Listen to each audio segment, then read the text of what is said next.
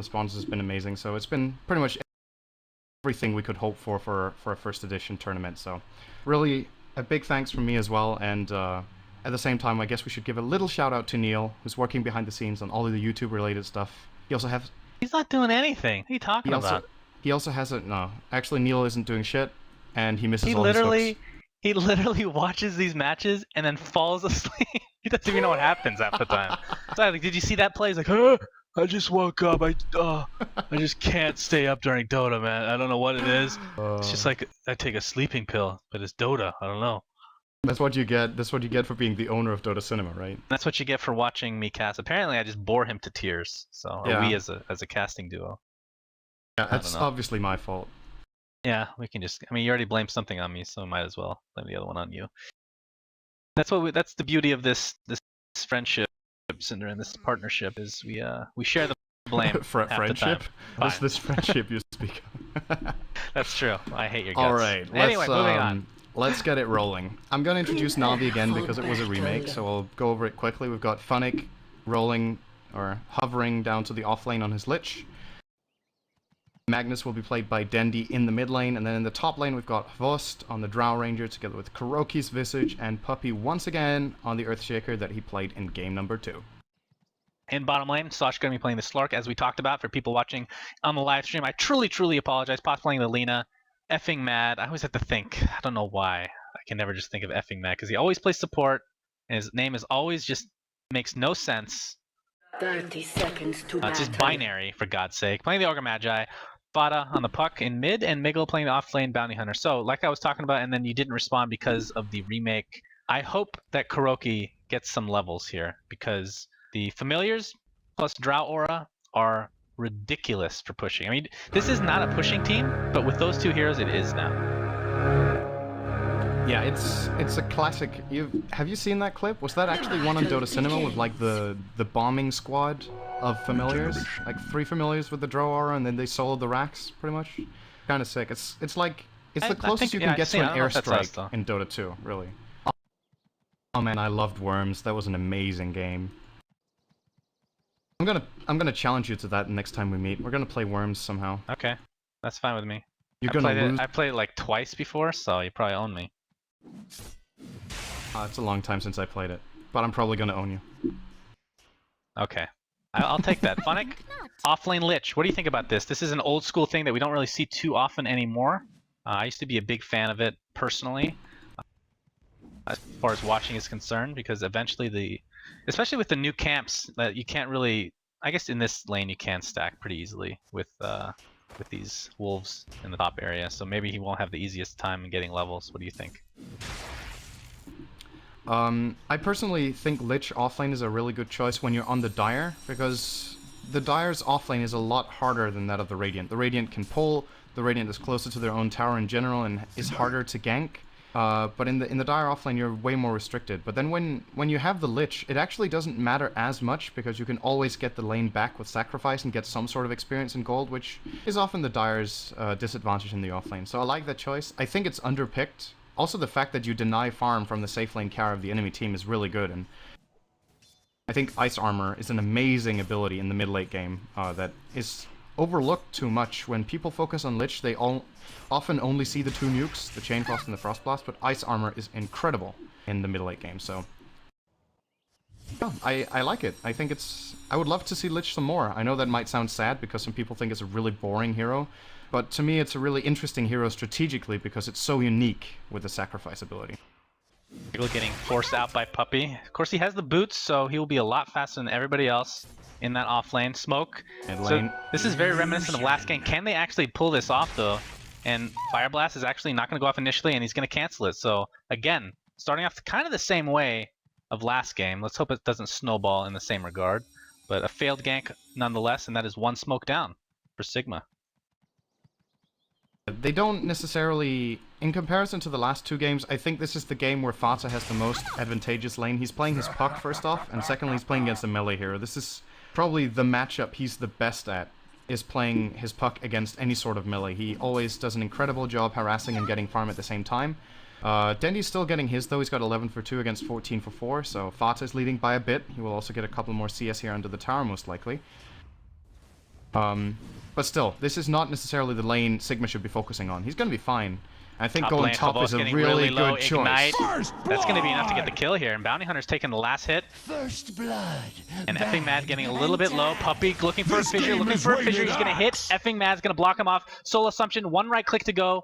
Is enough to get the kill. Miggle's just going to get out with his life. But again, Sigma getting the first blood, so end up in the advantage for that lane. But looking at mid, I want to talk about, before you talk about that, Dendi's winning as far as experience goes, which is pretty big.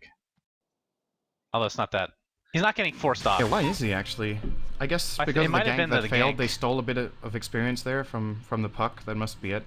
Because I don't think either of them has really sacrificed any experience going for a rune. And as far as denies goes, puck is ahead, so that must be the reason. But yeah, I want to point out how good it is to get First Blood on Bounty Hunter. I think this hero is one of the heroes in the game that gets the most out of its first 1500 gold. Like getting those phase boots, or getting the Orb of Venom, or a bottle if you like to play that way. This hero just, everything revolving around it is just so early mid-game oriented that having a good start for Miggle could really snowball things for Sigma. Almost phase boots at 4 minutes as well as level 4 is definitely not bad with the lane he's up against. Well, yeah, it's a 1v3, so how did it exactly... I mean, he went boots right away, so didn't really have any HP to speak of, but has found his farm, or found his XP, really. But the first blood obviously helping out quite a bit. Effing Mad looking to gank, perhaps trying to sandwich people in here, but mid lane, Fata, along with Foss. I think we'll be able to get Dendi. Dendi doesn't have Skewer for another 2 seconds, but the stun's going to miss for Lina. That will be that. Puppy and Kuroki. Now, they're the phase boots, so already finished with them. And that is a freaking really fast phase boots, like you were talking about. And once he hits that level 6, expect him to start ganking, and what they would hope for is for him to snowball with that track, which is exactly what you picked that hero for. But Paris, the bottom lane, is getting complete free farm on this Slark. So they have 2 heroes that really benefit from good early-ish starts, the really mid-game heroes overall, and they can both snowball to their respective heroes. Effing Mad. No. Gonna go on Kabos along with Miggle. But here comes the fissure. Soul Assumption's gonna completely blow him out. It's gonna be a 1-for-1 trade though. So the Yeah, Soul Miggle Assumption died just first, doing work. so no Dendi. experience for the bounty. Got really close there as well. Fata with the DD putting a lot of pressure. He's not level 6 yet though, so with a Dream Call there, that's definitely a kill. But I actually want to bring one more thing up, because when Lich gets an offlane like this and ends up playing one-on-one, Lich tends to win almost every single lane in the game, because he sacrifices so he outlevels his opponent, and then he just harasses him down with Frost Blast. But this particular matchup, because of Slark's ultimate, he actually can't be harassed out of a lane. It's just impossible. So a lot of what makes Lich good in a one-on-one offlane is negated by Slark reaching level 6, which is going to happen now. That's really nice for Sigma, because in most cases when this happens, the safe lane carry for the, in this case the Radiant team, will need help, because he can't stand alone against the Lich. Paris can, and that's really important, because the rotations so far from the Ogre Magi have been really valuable. He's level 5 this time around. He's actually higher level than Miggle, because of that kill he got in the top lane. Level 5 Ogre at 6 minutes can be very devastating.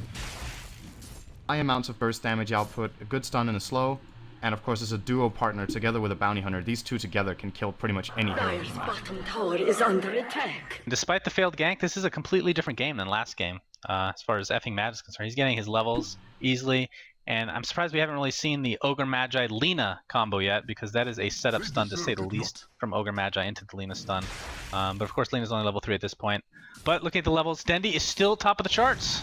He's gonna get fire blasted. I'm looking at mid lane actually. Dendi taking an illusory orb. There's the RP. He's gonna be able to get away. His skewer is up. Looks like he's gonna get away for now. The ignite is not gonna be enough to get the kill. See, why did you look at the mid lane? I don't know. Oh, he's gonna die? Thank you look God. back? Thank God. Yes. Yes. Oh man, that's actually what happened there for Sigma is better than if they would have killed Dendi first off. That gave Miggle level 6. That kill.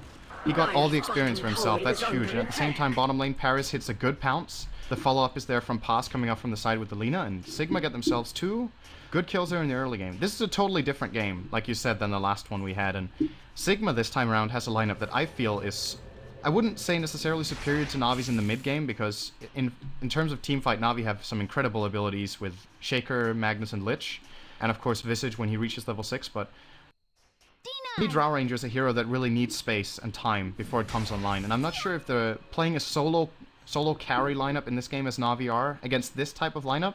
I think it's going to be a hard game for Hvost if Sigma get going.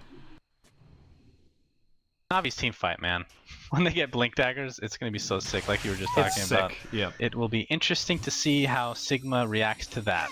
But Fata going to be picking up this invisibility rune, and top lane is really where the aggression's going to perhaps... Nope, nothing's going to happen. Megalo is level 6, so doesn't have a whole lot of mana. Might want to just go back, get some mana. Does he have a bottle? No, he did not go bottle this game. Just went for the straight phase boost into the Orb of Venom, and he's going to get a little bit of harassment done. But, I mean, when does he leave the lane here, Cinderin? He leaves it when he sees an opportunity around the map. He doesn't have to leave. As long as he's getting experience and gold, it's actually not too bad. Oh, there's the fissure. Follow through.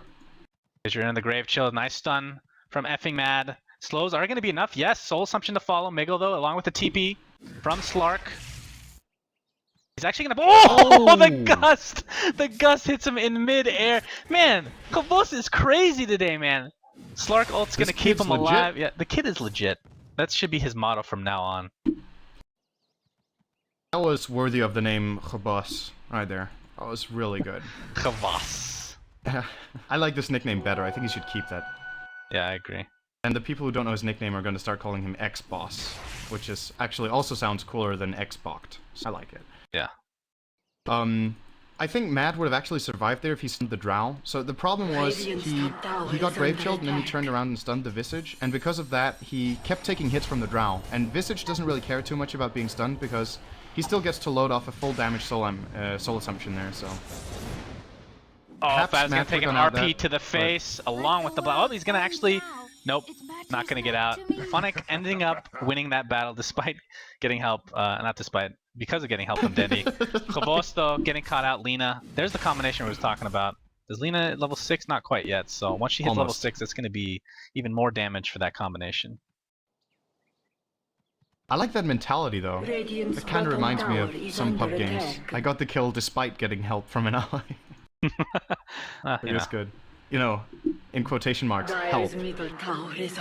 Help. But Dendi's moving into mid. Puppy's here as well. Miguel. Oh, Dendi trying for the sneaky skewer there, but didn't catch him off. And now, oh, whoa. Lots of TPs coming in. And Miguel getting a little bit low, but he's going to get out of range of the tower there. Slark getting a little low as well, but he's going to pop his ult.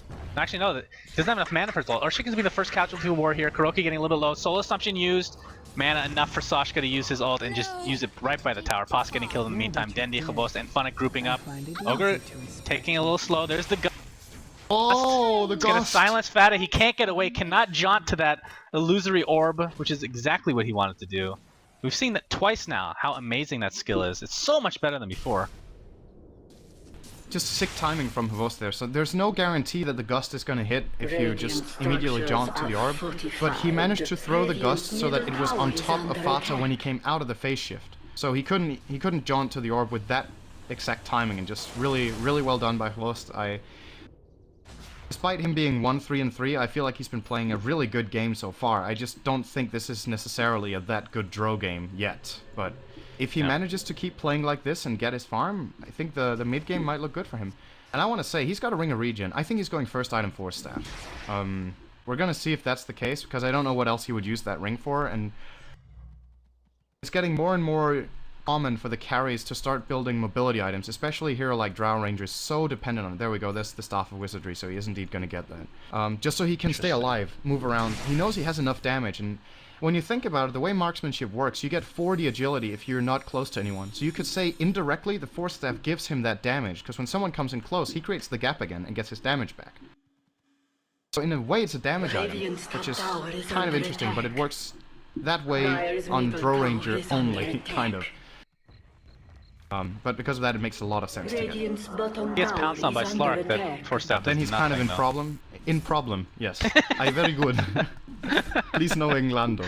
God, English is amazing. Why is it so funny sometimes? Yeah, your language is amazing too. Yes, thank you. I appreciate that. It's called the Suns fan isms left and right. Ogre Magi and Miggle. Just call them Ogre Magi at this point. They're going to be grouping up in the jungle, attempting to find somebody. Is there a smoke here? Oh, no smoke for Na'Vi. They're just going to go straight up bottom lane. This is commitment to the bottom lane. There are 5 heroes here. Do they know Pos is here? I doubt it. But he's hiding under the tower nevertheless.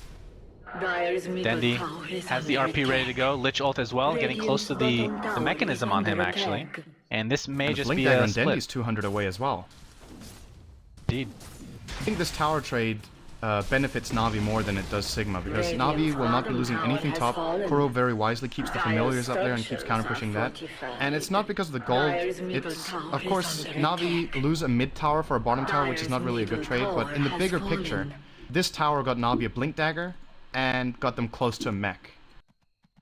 Actually got them a mech. Never mind, he's got it now. So the value items Na'Vi got from that are really huge, and now it's fighting time for them, although Fata, he's 50 gold away from his own Blink, so I think this is going to be a really explosive mid-game, and probably the most even game we've seen Radiant's today. bottom tower is Absolutely. under Well, attack. that's not saying much, but yeah, Yeah, you're absolutely. right. Well, the great thing about This having game this is going blink, to go beyond 30 minutes! Woo! yeah, good thing about having a blink on Dendi at this decent. This is pretty early actually. Having in this early stage of the game is they're going to use dust. That didn't hit him. How is that possible? Can't believe he was actually out of range for that. But He was dust is invisible, that's wasted. why. Okay. Well, what I was wanting to say, Puppy, although he's not quite level 6 yet, he can just walk in to an RP and use it. He doesn't need a Blink Dagger yet. Obviously, he'll need one at some point just for positioning purposes. But if Dendi's able to get a good RP off, this could be horrible. Oh, there goes here the we Dream go. Coil on 3. Silence to follow. Navi just going left and right. There's the ultimate from Lich bouncing. It's only going to hit a couple people as Navi's trying to get out of here. At least trying to Wait, regroup. what the hell just happened? Who's getting out? Multicast on the Kuroki and the Soul Assumption. Is that going to be enough? Nope, the Shockwave is going to be enough to take out. Dire's top tower Dust is going to be used to under follow attack. suit. Dendi, did he? Nope. Just a double fake on the RP as they continue the aggression on Pos. Pos is going to get completely blown up. Clavosto getting aggressed on by Slark. Is this going to be enough to get the kill? So it's a 3 for 2. That was a really weird fight. It looked like Sigma was just trying to go around the forest up. How do you draw on the minimap? There we go, as you can see over here, Radiant's guys. bottom Oh, tower yeah. is Trying to go in under that area. attack. What is that? You see this bug? I see your Radiant's lack bottom of skills tower in has using the drawing fallen. tool. What am I doing wrong? You're trying. What is this? It's like all diamonds. I hope it's only us and not all the other casters that can see this, because they're going to be like, I can't see if I "Who miss the a fuck kill is here. this It's guy?" not my Right, fault. Enough. You've proved a point. You cannot draw. Okay, I can't thank you. draw either, so it's fine. Can you draw? So the thing about that fight, to be honest, was I think Sigma, with all things considered, played that really well, because the initiation was not one-man RP. They're gonna get the ogre. I think that's gonna be all that happened in that fight. But the thing that Sigma did really well was the initiation from Fata was pretty good. They got the silence and Dream Call on 3. The mech immediately countered all of his damage, and then they kept flanking instead of committing. If they don't get the Dream initiation for Sigma and they start committing heroes all in the center like they're doing now, then it's not gonna end well. The Echo Slam, and then the Dream Coil to follow. Puppy and Kuroki getting really low. They're both going to fall in this engagement. Dream Coil still applied to Dendi, but they're going to walk out thanks to Funnick. There's the Shockwave. Pos getting extremely low. The Familiars are not quite enough to kill him as of yet. A triple kill for Soshka. Dendi will be the 4th. Will it go to his hand? No, it will not, but 4 dead for Navi. Chavos gets away with that 4 staff, which was unused in that fight, surprisingly enough. And the Familiars will die as well. I thought that fight was gonna go in Navi's favor, but Yeah. the fact that RP was down was actually enough at this point, and it's really important to remember that in the bottom fight that Sigma lost 2 to 3, RP was available the whole time. It wasn't used, I think, but just the threat of RP being there forces Sigma to play in a completely different way than they did in this fight. In this fight, they committed really hard and could do so because RP wasn't there. If there's an RP in that fight, they just flat out lose it, and really well done by them to take advantage of the situation and read it correctly here. And Navi, on the other hand, do get a really unfavorable exchange. I think that was a 4 for 1 actually for Sigma in total. So really good job by them getting a favorable fight here, and they needed that. Navi were starting to drag ahead by about 4,000 golden experience. Now we're almost back to 0, and Sigma looking to maybe take the top tier 1, but then it would be at the cost of Roshan. I wonder if they know this is going on, but it's going to be so freaking fast with Drow and the Familiars and Medallion. Let's see how much damage they're doing, shall we? Oh, Familiars are not... Where are they? Am I blind? Are they right over? I can't click on them. I can't click on the Familiars! They're gonna get it. Drow Ranger, Chavos picking up the Aegis. I want to see how much damage they do. Okay, they do 10 damage right now. Excellent. So, Wow. Sashka, he looks like he's working on a BKB. Is he gonna get caught out here? Puppy doesn't have a blink. Dire's top tower is under attack. He knows what's going on. He's gonna pounce TP out. And Dendi, nope. Almost there. They're actually continuing to look for him, but the familiars will be enough scouting to ensure that they know that he's not gonna get. But Force Staff again, haven't really seen that put to use for Chavos unless I missed something. Dire's top tower Not is so under much yet, attack. I think. I think the last fight he was, I don't know if he was leashed by the pounce or if he just got burst down, but didn't really get a chance in that fight. Dendi, or sorry, that's Fata. Wisely gonna blink out, but he does get the deny, so the TPs from Na'Vi probably worth it overall. As Miggle is sneaking around here, he's looking for a setup on Puppy perhaps, with Ogre also inside the Dire jungle. I love this aggression from Sigma. They're using Miggle as a moving ward, and that's allowing Mad to go and ward exactly where he wants as the Ogre, and they've really opened up the map. Funnick in the mid lane. Funnick gonna take a blast. 2 TPs from Na'Vi though. That should force Sigma back, and they do. Pasa's actually just gonna TP out straight in front of Funnick. Oh, it actually canceled it in time. Pasa's gonna use his ultimate, but will fall shortly after. Meanwhile, Ogre getting harassed by Dendi, who has the RP. Don't think he wants to use it though. Fat is gonna silence though. Ensure the living member of Ogre lives. The living member of Ogre lives. That's right. English is so good. Puppy though, 700 gold right now. Still a ways away from that blink. Dendi did pick up Drum of Endurance. Radiant I last saw. structures are This tower. fortified.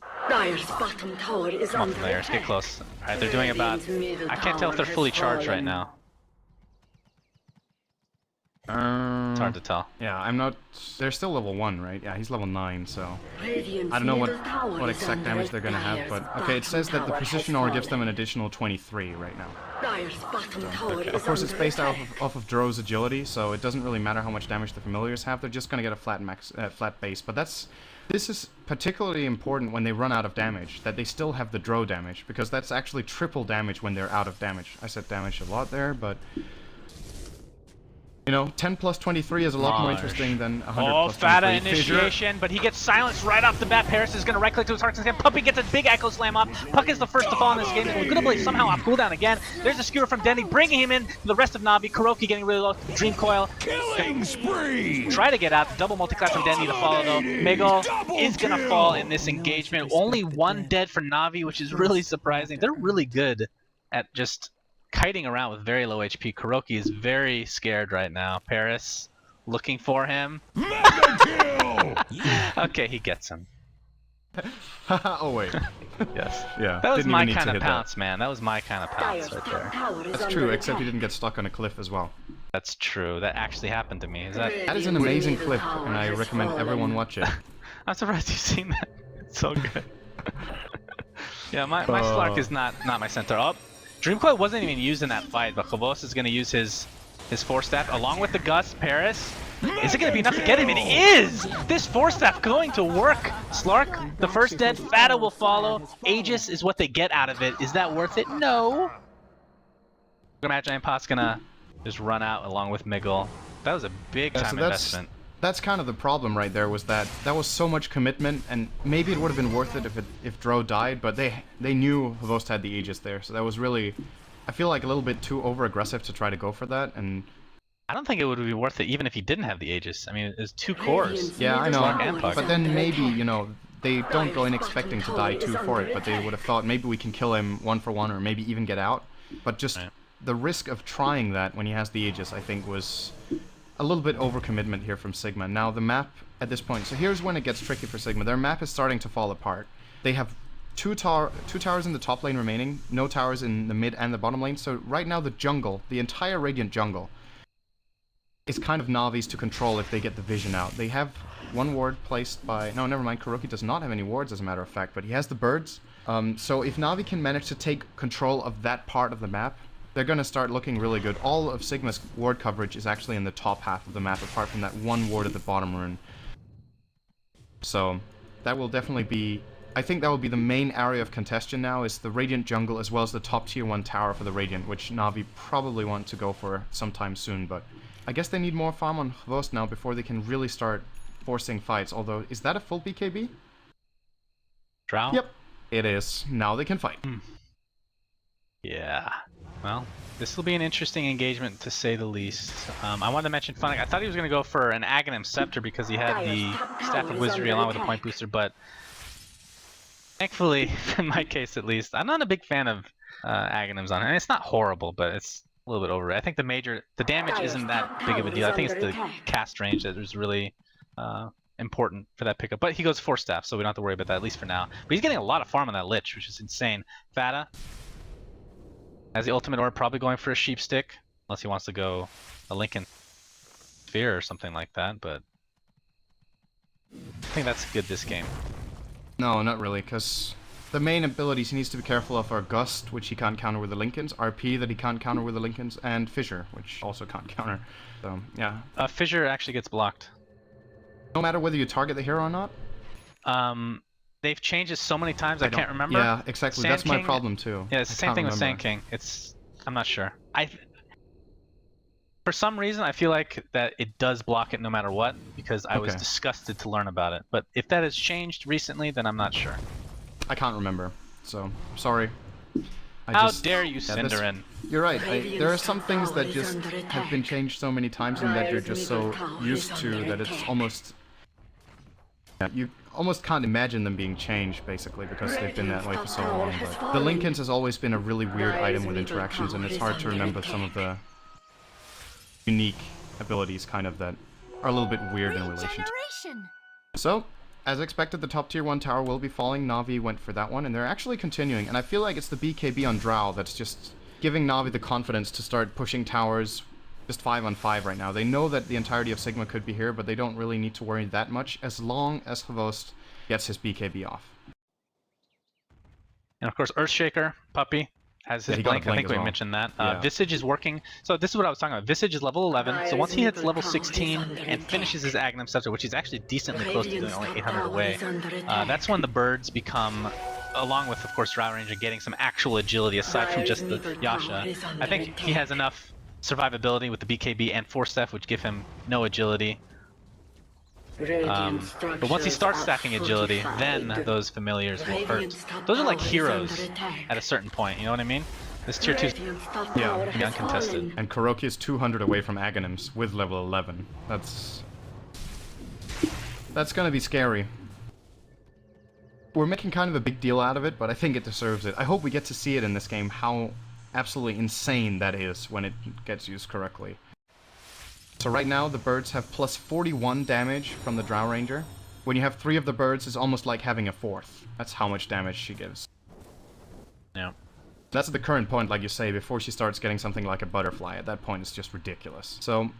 yeah, this is... well, I mean, we're talking about just a Yasha. Yeah, exactly. I mean, she has all defensive. She has a freaking Force Staff, for God's sake, so you're not going to get anything out of that as far as the familiars are concerned.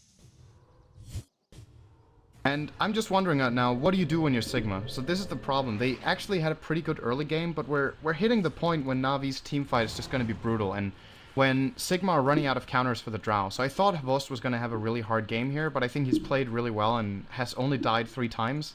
Considering the lineup he's against, that's pretty damn good, I have to say. And now they're running out of options to kill him with.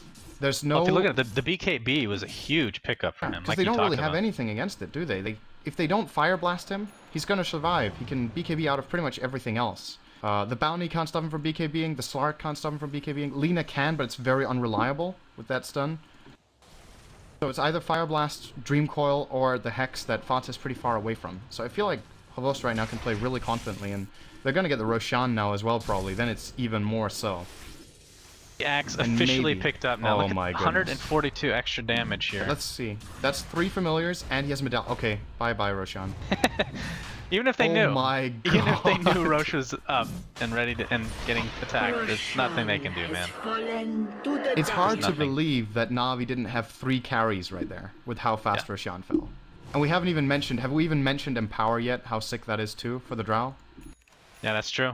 I mean, look at her damage. She has a double damage rune right now. Yeah, pretty nice having a permanent double damage rune, don't you think? Yep, finishes the Manta to boot, so just on time. Sashka, bottom lane, against 2 Blink Daggers. You better be careful, although they don't have much damage afterwards. No real follow-up, so it doesn't really worry about too much. Magnus picks up a BKB. Uh-oh. Effing mad. You better be careful, bro, because you're dead. You better be careful because you're dead. I like that. Oh, that fissure is gonna block him. Beautiful fissure. Oh, he just walks out of it though. Okay, no problem. But enough AoE damage to say the least. As mid lane we have overextension in their own base. That's right, overextension in their own base from Sigma because they're just getting dominated in this team fight. Phobos, if he dies, he has the Aegis. RP, did it get used? It did get used, but Slark. Was that Very the nice Dark Pact was that the here. Dark Pact? Yeah. Okay, good. Very well done by Sox here too. To have the Dark Pact running at that point. So Dendi basically wasted the RP. They still didn't lose a single hero and got 3 kills overall there, but I don't know if Na'Vi can continue here. So they lost the Aegis on Drow. They don't have RP, they don't have Echo Slam, and they don't have Chain Frost. If Sigma But get in... BKB is off. Oh, nice for skewer! Paris. He gets silenced and he's dead. No BKB, you can't do anything. Wow. 60 seconds. Does he have a buyback? He does not. This Rax is in a lot of trouble here. I don't know if Fata can do it. He has a Dream Coil, but they don't have a huge amount of damage to boot afterwards. Triple multicast. Oh, Vost is Off dying! of Voss. Yeah, he's Ignite. basically dead. Killing Oh. spree. Double Soul Assumption gonna be enough to take out the Lina. The range Rax is dead. BKB popped by Dendi. There's a beautiful Dream Coil. Nice Shockwave to follow though. And Na'Vi is cleaning up Visage. Kill. Ultra kill. That's an ultra kill for Kuroki. So, well, it's not Might over get yet. the I rampage suppose here. Paris actually bought back. He really could. He wants Fata. He's gonna get it. No, Fata's gonna face shift out. Paris though might not be so lucky. He's gonna pounce out though, at least for now. BKB is off cooldown, so he's not gonna go down. So I feel kind of vindicated the fact that we've kind of talked about these familiars all game and they come to fruition. They show us how beautiful they are. As Kuroki's gonna go down thanks to the BKB. I mean that's the power of the BKB on But Slark. the familiars are really good, so they didn't die. Yeah, exactly. You can't kill these, man. They're OP. They're OP. They're really sick. Kuro is really... He's doing the same damage as a carry in this game.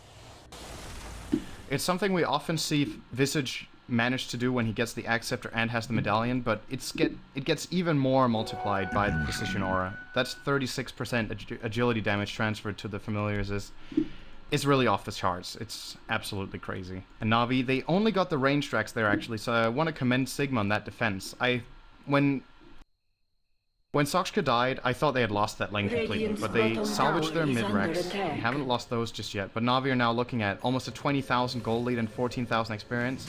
But we do get past the 30-minute mark. I said it, we were gonna get it. Yeah. But if Na'Vi wins another fight convincingly, I think we're not gonna get past the 35. Funnick has the Aghanim Scepter, which of course, I'd have to double check this. I think it increases the range, that's the big one. Yeah, the damage and the range. The damage, I don't really care that much about, but it's still a decent amount of damage, I guess. But what I wanted to mention, which I've completely forgotten, I guess the Sheep Stick on Fata. That's going to help quite a bit. Question is Na'Vi going to wait for the next Roshan? Even Puppy's working on Aghanim Scepter. You don't see Aghanims on Earthshaker that often in competitive play, but it's pretty good. I think it's double the splash damage, right? Double the echo. Yeah, I think it echoes twice, right? Right, That's how it works. yeah. I'm pretty sure. In my opinion, one of the worst Aghanims upgrades, actually. I don't think it's that good compared to a lot of other heroes. Phobos The getting coil. initiated on. Force Staff used upon him. He has another one for himself to use, but he's going to pop the BKB. He's going to work on Miggle as much as possible. The RP, he's trying to get in position so his damage is there. And there you see the familiars doing work, but Paris is actually going to live to see another day. He's going to get out of the stun of the RP. It's only used on him, Paris. I'm sorry, Lena's going to be the first to fall. Miggle to follow suit. Ay, ay, ay. Stun from Puppy. Killing Bye. spree. Okay, a single chain frost from That was Funnick. actually a frost, basically. It was a snowball from Funnick. Snowball. Snowball. Tusk is going to What be do you upset. think about, as this Rax is dead, that's all there is to it. The question is, are they going to go for a second one? Probably. What do you think about the MKB? I mean, he's not done with it. What do you think about MKB on Drow before any actual agility? Puppy? Gonna find Fata. Fata's dead! This actually might be the GG now. I thought they could maybe hold it off until everybody was back. Yeah, he has no buyback, you're right. Because he bought the Hex. As for the Drow, I don't know. Honestly, I think getting MKB at this point is, like you say, a little unusual, and there's nothing that it really directly counters. There's no hero with evasion or anything like that, so... He I don't could know. be going Basher, He could. Syndarin. You never know. At the same 10%. time, you have good attack speed, right? When you have good attack speed, then MKB is obviously great, because you get a lot of practice. But for the sake of the aura and for the sake of the birds, I think getting more agility at this point would have been really good, but can't really... You know, it's still a good item build. You can't really fault him for it. There's another snowball. Frost again! Okay, I guess it changed. Did it change the cooldown as well? I have to double check on that. Sashka Trying to right-click Havos, but he doesn't do nearly as much damage since he can't steal any agility while the BKB is active. And he's going to get initiated by Puppy, and that is blown up. GG's! Navi! 3-0. I was not expecting this. Neither were you. I was expecting Navi to win. I said 3-1, you said 3-2. And I was gonna say no matter what result we were gonna get today, even if it were 3-0 for Navi, I was not expecting the total match time to be less than 1.5 hours, which it was. It was actually less than 1 minute, 1 hour and 20 minutes.